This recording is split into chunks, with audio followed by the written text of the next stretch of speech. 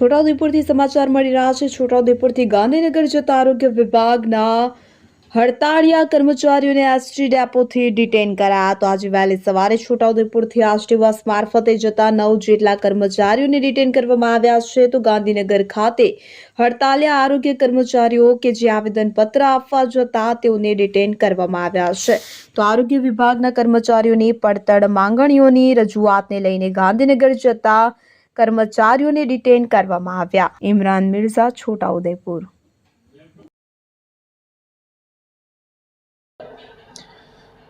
અમે લોકો આજે સવારે ગાંધીનગર ખાતે મુખ્યમંત્રી સાહેબને આવેદનપત્ર દેવા માટે જતા હતા।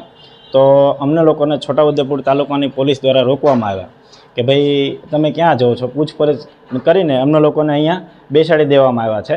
અમારી સરકારને બે જ વિનંતી છે કે અમે લોકો જે કામગીરી કરીએ છીએ એ આધારે અમને ટેકનિકલ કેડરમાં ગણવામાં આવે, જે અમારી 4 કેડર છે એને, અને જે ટેકનિકલને આધારે જે ગ્રેડ પે જે સુધારો કરવામાં આવે છે એ અમને આપવામાં આવે।